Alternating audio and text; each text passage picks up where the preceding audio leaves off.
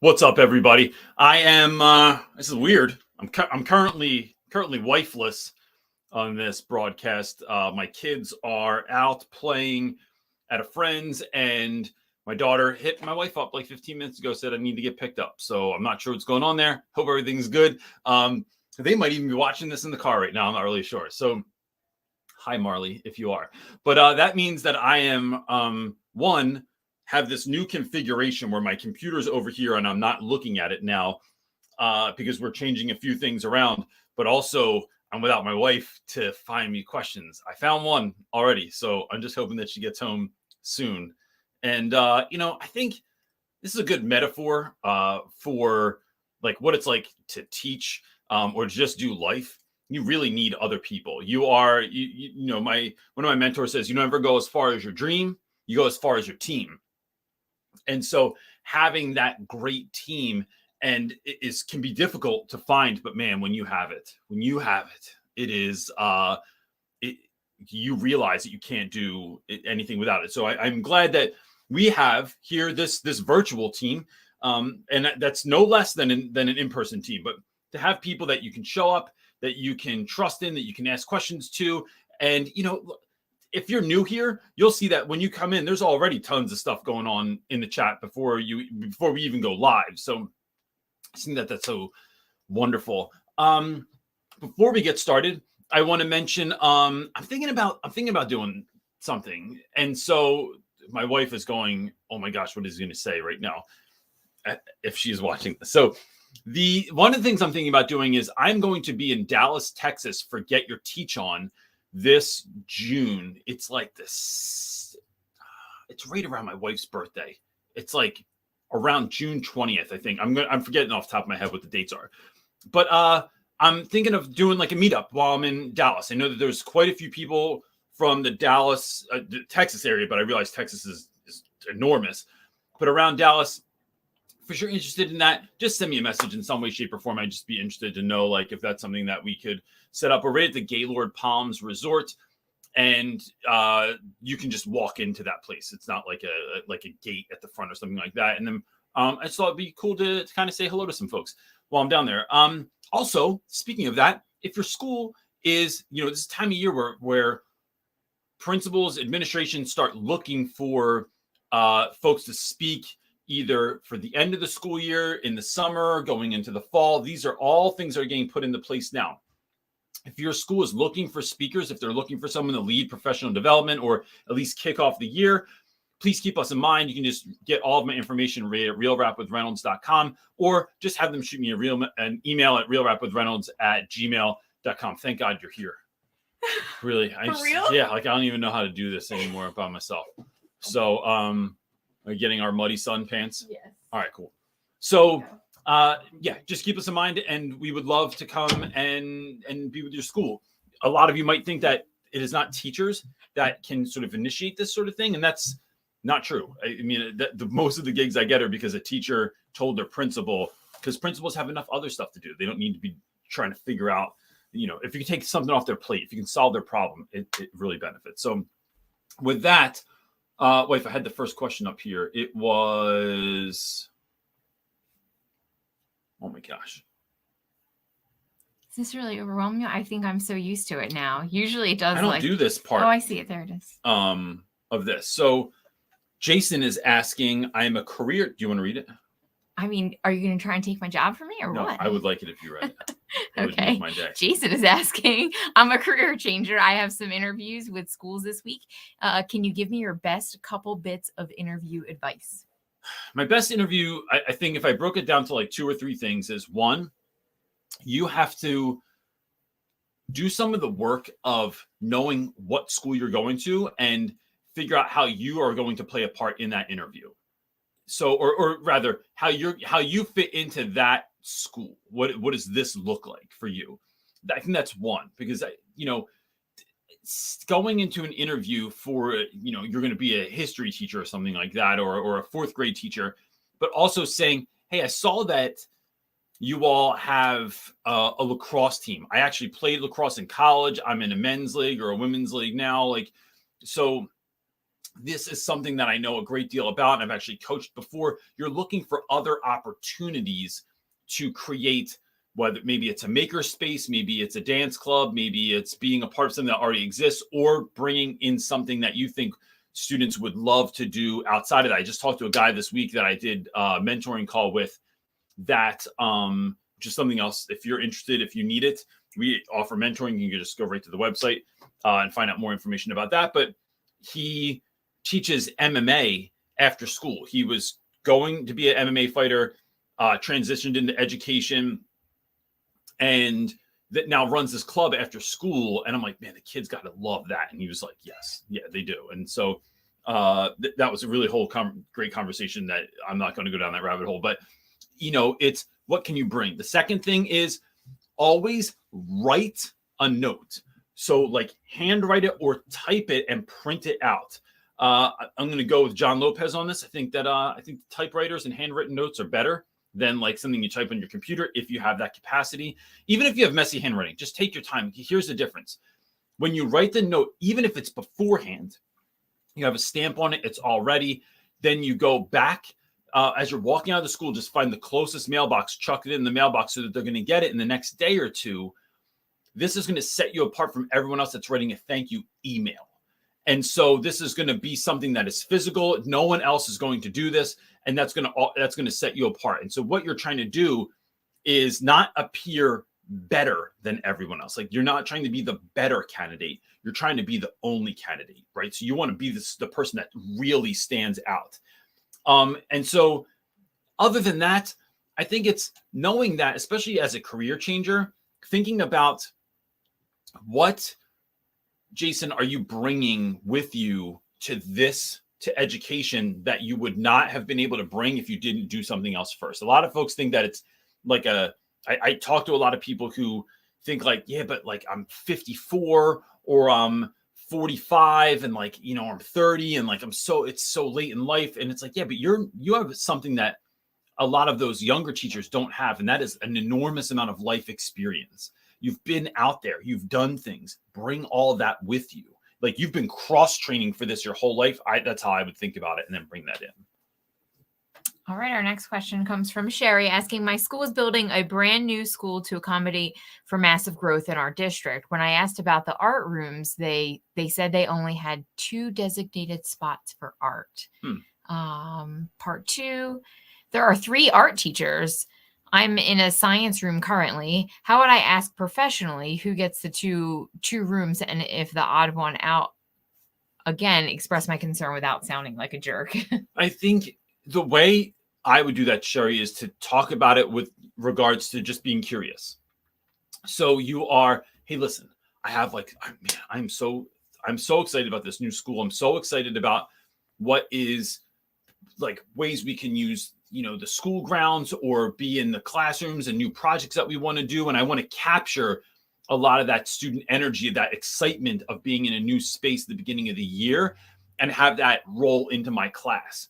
So, and by creating experiences for students. So I'm curious if we know yet where we're going to be this year, and like, when can we start getting organized? When can we start putting things in their place? So you're almost like moving into it, like you're getting a space, like you're acting as such, because you are trying, but you're not doing it just for you. You're doing it because you're excited for students. So I want to be able to start like imagining and start getting my feel for like where I'm going to be in the building, what kind of supplies do I need to, you know, where, like, how are we going to organize everything? So just ask about that, so that you're not asking the straightforward question, which is like, am I going to be in one of those rooms? I just say, hey, I'm really excited to be in one of those rooms.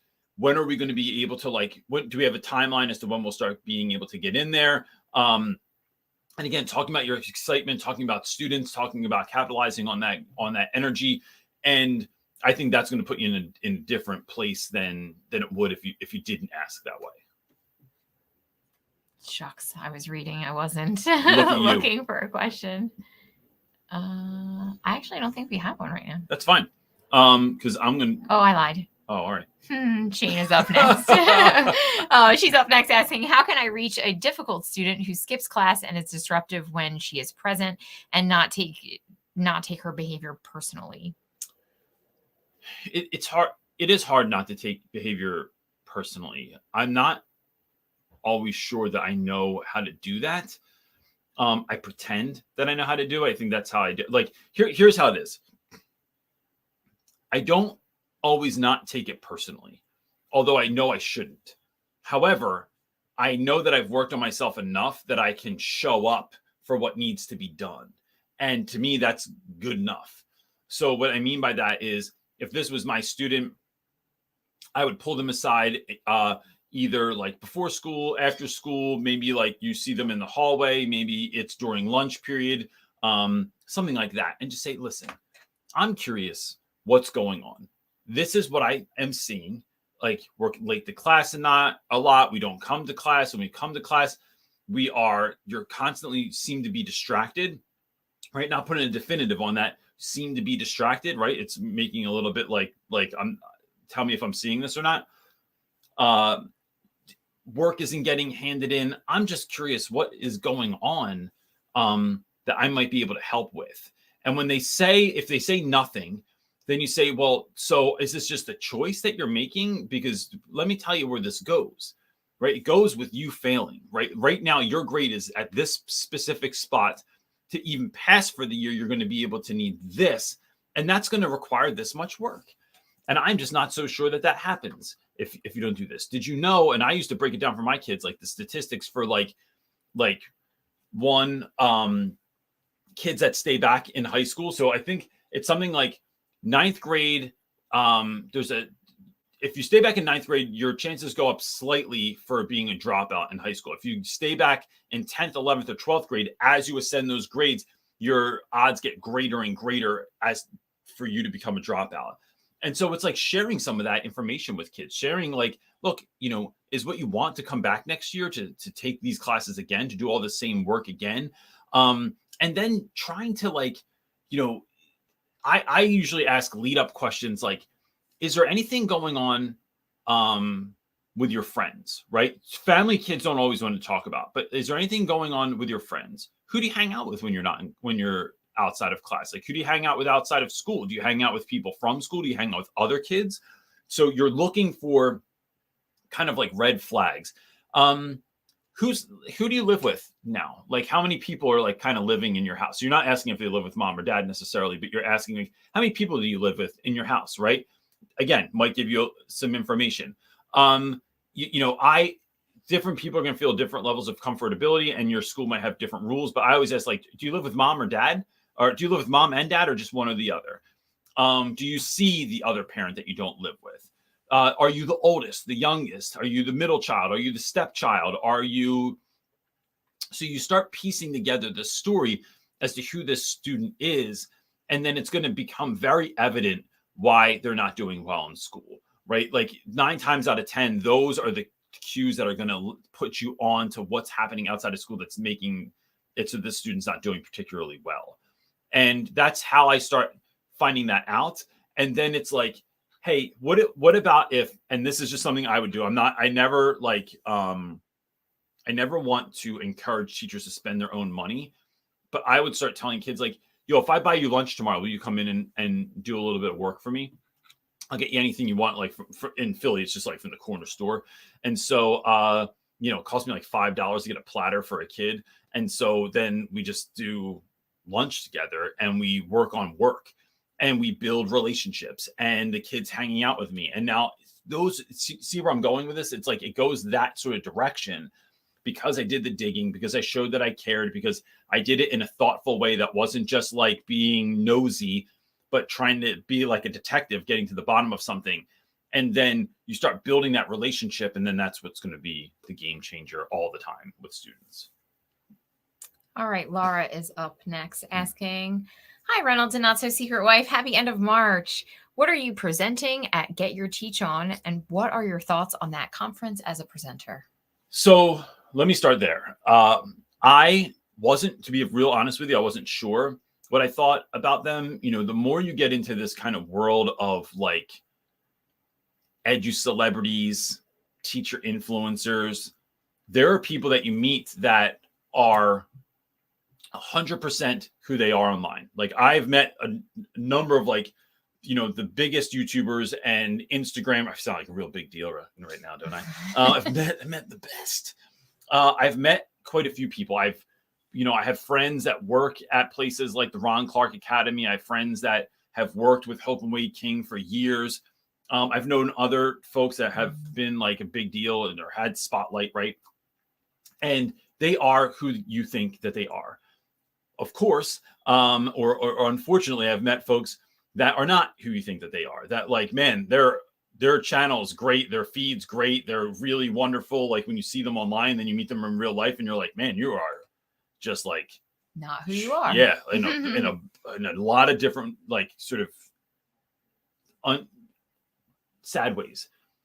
My experience at Get Your Teach On has been nothing but incredible. I spoke there last year. Everyone I met from Hope and Wade to their whole team. And then I've gone on to do like smaller Get Your Teach On experiences. Like Chris and just Amelia, everyone on their team they're really about teachers. They're really about education. They're really about what they're doing. Now, I don't know them that well. Someone else may be watching this and go like, oh, but I know this. I know some of the other drama that people are caught up in, but like, I just am not interested in that. When I meet you, if you seem like a great person and you're doing great work and you're putting on this incredible experience for educators, I mean, I've never been to a conference where teachers are that fired up. Like, I feel like you feel like you're at like a, I don't know. It really looks like, I think it's as fun as it looks online. It's not like people are. Yeah, I think it's that fun. You feel like you're at like a Taylor Swift or a Coldplay concert, like one of those concerts that like they do a great job. There's lights and things going on and surprises everywhere, and it's like it's bonkers, man. And I just think no one does it. I think their intentions are true with teachers, and that's what I find that's the been most my takeaway endearing with them, right? Like I've seen all the back end meetings that CJ goes to. I'm usually cooking in the kitchen, which is literally right next to the office. So, and they're all out loud, and I get to hear them. And the thing that I love is that they're really all about how do we help teachers? How do we be practical? That's real. That's really comes from who they are, and that to me speaks volumes. I think they're great. Yeah.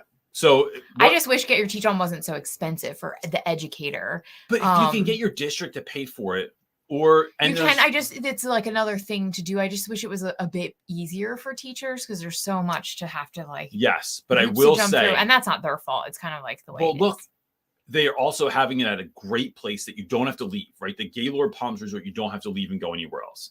They think of everything, like literally top to bottom. Like it's that their decor, awesome. Like everything about it is super high level. Fun. It's super fun. They have really great speakers this year. Jesse Itzler is going to be there, which I'm stoked about. Mario Lopez is emceeing the whole thing. The guy from Magic for Humans from Netflix is going to be there. There's a bunch of like really they know how to do it right. People. Like it's practical for teachers, and it's also just entertaining for teachers and but to have helpful. Like it's just great all around. They seem like wonderful. I'm glad they're reaching into high school now. Yes. Because that was what were they when they primary started? I think it was like first through third grade only, not even middle. Dude, every single thing that I went to last year too was awesome. Like every presentation I went to was incredible. So I'm talking my topic is I have two different topics or two different sessions talking about leveling up learners. And so basically like how you sprinkling magic on your class, how you taking putting a little bit of extraordinary on your ordinary in your classroom to make it come alive, make classes that kids want to come to. My idea, one of my things I love, Dave Burgess talks about this in his book, Teach Like a Pirate, where he says, how many lessons do you have a year that you could sell tickets to and kids would buy them? And so I think about that often. And so that's kind of like where I'm thinking, but more small scale, not just like big room transformation things, like every day. How do we take our everyday and make it something that kids are going to want to come to school with? Or if they miss it, they're going to feel bad that they missed it. And I'm okay with making kids feel bad that they missed my class. Marley had a day this week or a day last week or something. In the last 2 weeks, she missed a day. And she was like, oh, man. It was the one they thing. had like STEAM or STEM or however that could say. She called it. And she was like, oh, I missed something fun. Yeah. And her group was not happy that she was not. No, I know. They were aggravated with her. Where are you? Okay, Linda is up next, and she's asking, how do you decide whether you want to continue teaching at the same school next year? So I think, Linda, having only taught at 2 schools, right? Which I kind of like. Like, I like that I haven't taught at a whole bunch of schools because it makes me feel um, like I really knew who I was teaching, where I was teaching, the culture in which I was teaching, and things like that. I again did not leave education because of education. I left education because I felt called to do something else, but I would never have stayed at my school. And so to me, it was a number of things. It was feeling like teachers weren't really valued, that there was this definite sense of like, well, you could leave if you want, we'll just get somebody else to take you. And so imagine being in a relationship like that, right? Like, well, if you don't want to be here, that's fine. Because I think that, it's so hard to find good people that are committed for anything, that, if you have someone that's committed, you have someone that's about the kids, you have someone that wants to do the work, to just make them feel like they're not that important is a really quick way to get rid of them. Also, taking away things that I valued. I valued teacher autonomy. I value teacher having time. So I would steal time away whenever I could. I would leave meetings because I needed more time to go do something, or to meet with a student, or to call a parent or something like that, because I knew the meeting was nonsense. When micromanaging started coming really into the picture, so like those are things that's stuff that I don't like. I'm a grown man. I don't want to sign your book when I come into the building after I haven't signed a book for 10 years. It's just like, I'm here. And because they wanted to make sure that those folks that were coming in late were getting in trouble for it. And it's like, but I'm here an hour early every day, and I stay 2 to 3 hours late every single day. Like, what do I have to sign your book for? Like, I'm here before you are, and I leave after you. So it's looking for those. What I'm saying here is not just like a rant on my school, but it is looking at things that are of value to me.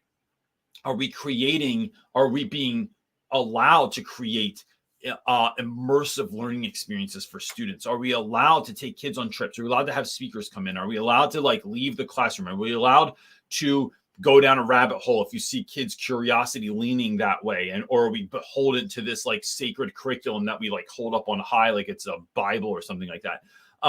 So it's like those are things that I value. And then there's a number of other things, like ethical decisions that were broken at my school, like things that were unethical that were being done that I didn't believe in. So if I feel that, every school is always going to have problems, right? Don't get if you go to a new school, just be careful, because it's like a first date. It might seem all great, but then you don't know what everyone's, drama is. Drama is always going to be there. Things are always not going to be perfect. I think it's the nature of the education system. But does this look like a place I can grow? Does this look like a place I can bring what I've got to and make it better? Those are things that I'm looking for. And so that's some of what I'm thinking about. If the answer is no, then nope, I'm going to go find somewhere, especially that has good leadership. I'd never teach anywhere again that had great teachers and weak leadership. Schools ride or die on, they rise and fall with strong and weak leaders. So yeah. All right, Heather is up next asking, in what ways have employers shown you that you are appreciated and valued for your work? Oh man, I mean, I just wrote a list of this the other day. I was thinking about this because I'm thinking about a video for teacher appreciation. It could be little things so first of all, it's being backed. It is being backed in my decisions. It's being encouraged to try things and not being damned if I fail. So you try a lesson, you try an idea, you try a trip, you try something, and it doesn't go well. You're not shamed for it. It's like, man, that was a disaster. Let's learn from this. And, I love that you tried something. It's showing that you care, and not in some sort of cold and calculated way. It's principals showing up and really asking how your kids are doing, or how, did you all go trick-or-treating yesterday, or whatever it is. It's having that human to human connection where it's not this hierarchy of I'm up here and you're down there. It's we're all in this together. We're doing this together. I think being told yes to just about anything, as long as it's not illegal, right? So can we go on this trip? Yes, I need this money to be able to try and do this. We're going to try and figure that out for you. And then if we can, we're going to be able to tell you like where we can meet you at. And if I have to make up the difference. It was being told yes to a lot of things, because that allows teachers to dream. It allows teachers to look at the students that they have in front of them this year and to try new stuff, making new classes, making new experiences. And then I think some of the smaller things were like, I had a guy one time that someone who's leadership in the school that came into our after school meeting, and he's like, I just wanted everyone in here to let you know that I'm canceling detention on Friday. And we were like, why is detention canceled on Friday? And he's like, because we're having special professional development at the bar down the street. First 2 drinks are on me. And so, and other times that we've been taken to lunch, other times that we've been taken out, like surprise professional development to go bowling for the day, because it turns out that like having that camaraderie amongst your staff really builds. It's not like just kind of what they call fake fun, which is like having a foosball table in your teacher's lounge. This is like shared experiences lead to connection, because we have relationships. And so things like that. But there's been a million examples of that. But I'll tell you this, when those things are happening, bowling trips, admin making breakfast in the office, like that kind of stuff, but you don't feel cared for really, or you don't feel backed, or you feel like you've been slighted, all of this is just putting lipstick on a pig. And so, and I don't know, maybe that's something people do somewhere in the country, and you probably have shows for it or something like that, like the pig lipstick competition, but I'm not interested in it. And so I want to really feel cared for, like in a deep way first. All right, up next is Tiana, I think her name is, asking, how do you help kids that have no self-motivation? He often acts out, but has moments where I can see him really trying. I try to remind him every day of how capable he is, but it's a struggle on some days. So I think, Tiana, it's like kids like that, I think they're doing, in my experience, by and large, you're dealing with students who have been told the opposite of that for a very long time. And then they start to internalize that and believe in it. And so your voice saying that is like a drop in the bucket. What you have to do is just keep showing up, right? So you keep showing up, you keep saying, you keep doing, you keep saying, you keep doing it. And knowing that what you're doing is planting a seed, that not all students are going to, they're not all going to like get it right now, but that over time, that can be something that blossoms and something that grows. So, and it's knowing that like leaders are repeaters, that we have to keep showing up, keep doing the work every single day. And eventually it's going to click. And look, us as adults are the same way, right? Like I struggle with my own stuff. I struggle, it's like I'll go to therapy. My therapist has been telling me something for years. And then one day it just clicks. One day I get it. One day it's like, oh, it's that aha moment. And so just keep creating the space for that love and kindness. And I think that eventually what I refer to as like, I wear my kids down with love. And so, and I've done that with a lot of students. A lot of kids that I actually keep up to this day are the kids that were those hard-won relationships, the ones that didn't come so easy, the ones that weren't so excited to come to school, because those kids are off being excited to be somewhere else now, right? But it's the kids that you had to pull it up through the mud. That means that's the best, right? And so it is just showing up every day and in different ways, letting that kid know that you care and that they matter, and never giving up. That's the other thing, is you can never, ever, ever give up, because you're not in it for always just for right now. You're in it for the long haul. So I'm planting these seeds and watering them and taking care of them and trying to help someone grow. Okay, up next is John Fox, and he's asking, there was an interesting comment in the Facebook group this week. Sometimes students act out the most with the person they feel safe with. Yes. Have you experienced this? Thoughts and opinions? I have experienced this in my marriage. And so I will say that, like, so not act out, but I remember, like, can we talk about this before I talk about it before? Clearly you're about to. Go ahead. Yeah, all right. Oh, goodness.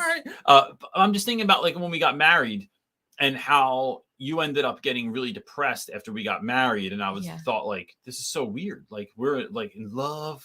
We're like in love, babe. Yeah. Go ahead. And then you had to go to therapy. And one of the things that we found out in going to couples therapy was that when you've kind of been holding that stuff in, and once you're in a place and in a space with someone that you trust and you feel safe with, a lot of that stuff tends to come out. And so you tend to begin to like not just act out, but like feel those emotions, right? You're in that's, it's almost like it's a show of honor, I think, to people. And so I think I've seen that in kids a ton of times. The thing with, I think is important though, is to call students on that sort of stuff. You are now, if you want to be the safe space, if you want me to be the safe space, then I'm going to call you on what you're saying and doing and how you're acting. Because I need you to, I want you to grow, not just grow. I want you to grow correctly. I want you to grow in a positive sense. I want you to become all that you can be. And, you know, so you might need some direction, some coaching, some pushback on stuff. So know that if this is a safe space for you to push against me, that this is a safe space for me to push back. And so I think that that's important. And so, and again, these are the students that if you do that, they won't always like it. Sometimes they'll stop talking to you. Sometimes it feels like it went wrong. Sometimes it feels like you should have been nicer. But relationships aren't about doing things right all the time. Can you bounce back and show back up for one another again and again and again? And I think that's how you end up having a marriage. Like I would say, not just because of that, but like we have an incredible marriage, and I love our relationship, but it is so much of that back and forth kind of, we can push against one another and feel safe. Like you don't go into you can go into fights or arguments even with the idea of like, well, I know we're going to get through this. Yeah. Like always. it's never going to end in like divorce, like, never, or fisticuffs or something like that. What the heck? That's fighting in old timey language. Oh, okay. Yeah. I'm an old man. Yeah. Is that an old man marker? Old man marker. All right, yeah. I'll write it like down when for you ate, what'd you eat last night? An orange slice An candy, orange slice. a gummy orange slice. Yeah. Come on, I can't eat all the candy. No, you're moments away from busting the Jolly Rancher or Werther's Original out of your purse. Being gluten-free gives me a reason to eat those old people candies. You guys want a candy? All right, moving on. Ellie's up next asking how to keep a happy face on as I am getting burnt out teaching out of my subject, doing an alternative program. So I'm teaching high school math this year and hopefully science next year, maybe. He saying science is my wheelhouse, math is not. I think it's doing things that are fun for you outside of that. So what did you used to do when you were younger that was fun that you don't do anymore? And maybe that's because you don't have time, because you're doing you're going through this program and you're teaching all this stuff and you're teaching a subject that you don't know. But can there be one day a week that you're doing something, or can there be like another day a week when you do like a 30-minute lunch with someone or a 30-minute dinner with someone, or you're getting some of what you need into that. So like for me, it's gardening, it's being with friends, it is, and even going out. Like last night we went out and I was so tired last night, and we had a birthday party to go to that was about 40 minutes from our house. And these are people that I love, like really, really love. They're some of the best people that I know. If we want to really put an old man marker in there, we can say it was like 7 o'clock. It was 7 o'clock. CJ's like, I'm tired. Yeah, I go to bed at like 9:30. So it's like we're creeping up on bedtime here. This is like transition into pajama pants time. So it's just saying, get some Werther's Originals out here. So in that. But I just knew that it was what was going to be. I knew it was going to be life-giving. And when we went, I like leaned over and told my wife, I was like, I'm so glad that we came. Like, I just like, I'm like, because she's usually the one that's pushing me and telling me that. I was the one that said, come on, let's just go. It'll be fine. It'll be fine once you get there. And it was fantastic. So I think it's doing some of those things that are fun, because here's what happens. It gives your brain a break from school. It's filling you with joy. It's helping you to live in a different mode because you're not thinking about class at the moment. And then that ultimately transitions over to what you're doing. I think that's one big thing. The other thing I've been doing a lot of research on, to the point where like I'm about to get a sleep tracker, is tracking my sleep, right? Making sure, feeling like, how much sleep do I need to get? And even if that's taking away time with my wife, like, do I need 7.5, 8 hours of sleep? What do I need a night to make sure that I am recovered the next day? That has had, like, this year I have put so much emphasis on getting good quality sleep that like it's a game changer for me, really. And I think the other thing is looking at class and thinking like students don't want to be there either. So what could we do? What if this was fun? What would this look like if it were fun? And sometimes thinking about classes and lessons and things like that through that lens, because you're not thinking of how do we cover the core curriculum? How do we get the objectives covered? How do I get through all this stuff in the unit? That stuff's all important too, but just asking yourself the question of what would this look like if it were fun? And just toying with that and seeing if there's anything there that you can start implementing in your lesson, even if it's small, to make sure that like you're trying to live in that space, live in that energy of fun, of excitement, of trial and error, of experimentation, and let your students know that you're trying to do that. What are you shaking your head about over there? What's going on? Okay, What are you so up to? up next is Miguel, but I am not so sure if these are different questions. He's got 8 of them. Okay. I'm not sure. So let's see if we can piece it together. It's a little bit hard sometimes through this format. Cool. So I'm going to read a bunch and we'll see where we get. Hey, Reynolds, I'm a co-teacher in an elementary school that works to support the main teacher in a class that teaches Portuguese. And I need to relate the activities that happen outside of the class and inside and make my university's job. So my field supervisor needed to go out and solve her master's business in her university, and I was designated to come for the kids, to care for the kids' content. She needed to send me her topics that needed to be worked with them and help guide myself what her students already have. Yep. What her students have already worked and what they need to work, but she just ignored me and didn't notify me anything. I could give my best. I managed to find a way. Every single kid loved the entire class. However, in the next day, the coordinator talked with her about that happened, and she didn't like that. She didn't like anything that my field supervisor did with me, and then my field supervisor throws his situation and frustrations to the teacher table. Oh my goodness. Let's see. During the kids' free time, all the teachers started to laugh and mock me and say things nasty about my co-teaching support. Is that correct? Is that a correct teacher's behavior? I think I might have missed one. So I get the gist of it though. So even if you did, so one, that's a really tricky situation to be put into, right? So no matter, like, I don't even know if like at the level at which you're at in this world of education, if you could have navigated it better. Like, I'm not sure that would have been possible. So that being said, it's about how do we move forward? We have to move forward by moving backwards a little bit. And so how do we do that? I think that there's two situations. So one, I want to talk about the teacher, your relationship with the teacher. It is really, for me, it's about being sure that all of my motives come from wanting students to do well. So that my when I have arguments with other teachers, it's not because of like how they're treating me. Like, I can handle that. I can navigate that as an adult because I'm going to put up boundaries. I'm going to put people like on notice and let them know, like, this is how I will be treated and I won't be treated. And I can do that fairly well as an adult without coming off like unhinged. Now, when things are taking place and you're not doing your job, and this goes a little bit beyond kind of what you're asking, but like if you're dealing with someone that's not doing their job, someone that you had to go report something about them because you saw something unethical or something problematic happening in their class or around the school, it's doing that stuff, but letting folks know, like learning how to have those hard conversations of, this is what happened.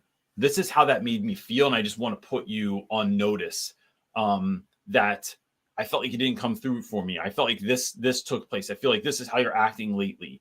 And then saying those things, but allowing them space to speak back, allowing them space to kind of talk about what their thoughts and feelings are. And when you're doing that, it's really listening to what they're saying. You're listening so well that you could repeat back to them what they are saying. And as a matter of fact, it's really good practice that when someone is talking to you, when they seem done, don't just jump in. It's saying, is there anything else that you want to share with me? Is there anything else that you want to talk to me about? And really letting them get that out so that you can then have when you talk about that back to them, you have the full understanding of where they're coming from and what's going on. Too often we try to talk before it's our turn to talk, right? It's like we just want to get right with it. We just want to get our ideas right in there. And it's taking time to fully listen to what someone's saying, so that, and then saying back to them, here's the way you talk back to them after you hear all that stuff. So what I'm hearing you say is, and then breaking down the bullet points. And so the other piece is allowing them to understand that all I want is what's best for students. And when I feel like I can't do that, when I'm sensing is that, like, when you act in this sort of way, I can't do that. It's having that conversation. And look, difficult conversations are never easy to have. But I really, truly believe that so much of your success in life is being able to have difficult conversations. It is like one of the biggest factors, because if you don't have the confidence, if you don't have the courage to have those conversations, then things just fall apart around you. Now, with regards to students, especially kids like speaking badly of you or laughing at you or mocking you or make fun of you, I think it's reminding kids of, like, for me, when that stuff happens to me in class, it's stopping class and we're about to have the realest conversation of your life. He said during the kids' free time, all the teachers started to laugh and mock of me. Oh. And say things nasty about my co-teaching support. So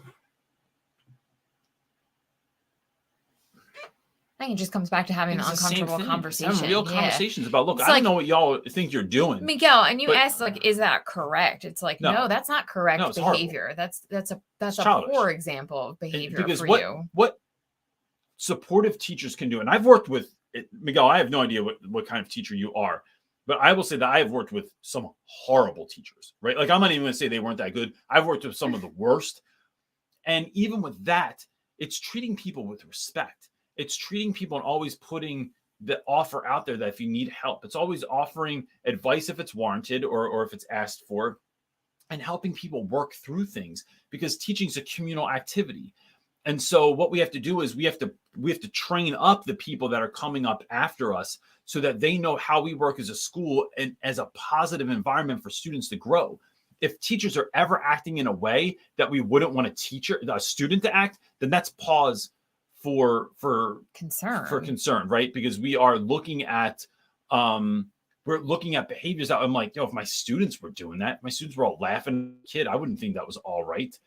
So I think that takes, to me, I mean, you could go to admin or human resources. I would just, like, get right with them and have that conversation. And nobody wants to be pointed out that they were laughing at someone while someone was learning or struggling or new to the process. Yeah. Like, we don't laugh at folks like that. Like, we don't laugh at people, I think, like, in hurtful ways. But like, especially you're really kind of terrible if you're laughing at someone who's just trying something for this first time or learning how to do something. That's terrible behavior. Yeah. And so I think even just kind of like holding a mirror up to them and saying, that's what you did. And So like, so I'm just curious. Is this how we react in the school? Like, if someone's trying something and it doesn't go well, is this what I should expect, the behavior? Then the expectation is that we just laugh at that other person or make fun of them instead of helping them to grow and learn as a human being and as an educator. Like, I'm just curious if that's what's happening. I would do it like that, Miguel. I'm really sorry that happened to you. That's terrible. I hope it doesn't turn you off from, like, the world of teaching in general. No. All right. Miss Ella is up next asking, this is a great question. Do you think it's possible to leave teaching, re-strategize, and come back to it at a later point? 100%. Yep. Yeah. I can tell you that after... I think that's a great solution. If there's something that you need to work out, or you figure, like, you know, because I think people often get into teaching and expect it to be one way and then go, oh man, it's really hard. Yeah. You know, and instead of just leaving, if it's your passion, if it's something you've always thought and dreamt about, it's like, why wouldn't you just leave, re-strategize, and come back? That's what are they? It's A great. sabbatical, right? So Right, like exactly. we have I had a pastor years ago that used to take every so many years he would take a sabbatical. I have a pastor now that takes a sabbatical once a year um, for like an entire month and a half or 2 months or something like that. And you know, I think I talked about this in my book, but like Leonardo da Vinci has this quote where he talks about when you are working on something so close up and so in the midst of it every day, and you just can't figure it out. It's important to step away from that so far that it almost is in miniature in front of you, that you can see it from so far away. And then that allows you sometimes to have that a different view of what's happening. And then you can, you get new ideas, you get refreshed. Now, I would say if you are choosing to do that, one of the things that the pastor that I had years ago did, I'm not sure what the guy now does necessarily, but I'm sure there's work there, but it is having a plan in place of the things that you want to work on within yourself and within your work. So I think teaching is so much less about pedagogy and so much more about person and working on who we are as people. So like when you're dealing with folks at work that laugh at you, when you're dealing with students that are problematic and that trigger you all the time, it's being able to work on those things in you. So if that is your choice, my recommendation would be know, like, are you going to start therapy? Are you going to start working out? What is that going to actually look like? So how many days a week? At what time am I working out? How many days a week am I doing therapy? Am I also doing life coaching? Am I doing, what other things are you going to do that are going to fill you back up? Because when you don't have that, look, it's like summer vacation. When you don't have a plan in place, it just kind of dwindles down. Then all of a sudden you're like, oh crap, it's second week of August. I got to get on and do some stuff. Otherwise I'm going to go back to school and I've wasted my whole summer. I just want to say real fast, Miss L said in here in the comments, she was talking about leaving for a job or a career for an unknown period of time and just put teaching on hold for now. So not like for a holiday or a sabbatical, she says, but I think that really can be a sabbatical still. I if would you think take of it 2 to 3 years even off of teaching, it's like, that's still a sabbatical. It's like if teaching burnt you out and you need to go away and do a different job for a bit to regain yourself or your focus or whatever, like fine. I think that's okay. It's same thing. That's also going to let you know if you want to go back too. The other part, she said teaching feels like it's a calling, but struggling to find a place I'm called to or belong long term. So I'm pretty exhausted not being able to grow roots. That is hard. I mean, I will say that like the roots piece is important to me. I mean, I you know, gosh, I could go down a whole rabbit hole of this, but in my life, I never thought I would have roots. That was like by design. Never thought I'd be married. Never thought I'd have kids. Never thought I'd own a house. Now I'm like the wife and 2 kids, boy and a girl, the dog, the cat. I got a wood shop in the backyard. Like I like mowing my lawn. Like that's pretty typical kind of like, you know, American lifestyle here. Except I'm a grown man with a YouTube channel. But like it is tricky, but I think sometimes it's that stepping away, right? It's giving yourself a place to take a breath, a long breath to figure out what is the next move. And so for me, and this is, you don't even have to be religious to get down with this, but I remember someone telling me one time that God's one and only voice is silence. And so that we have to learn to give that space, create the space for the ideas to come, create the space for you to be able to work that stuff out in your mind. And sometimes, you know, and the science shows that when we're constantly working things out, our subconscious doesn't have a chance to catch up. So when we're doing things like sleeping, for me, it was like when I was younger, it's like skateboarding or surfing or boogie boarding or something like that. You can't surf and think about other stuff, but your subconscious is still working that thing out. So you are kind of distracting your conscious mind so that your subconscious mind, this is not just me being woo-woo, this is like the science I've looked into, which is why I get more sleep now, because I want my subconscious to like kind of untangle this web of stuff I've figured out to help me come to some realizations. And so it's giving yourself that space to be able to do that.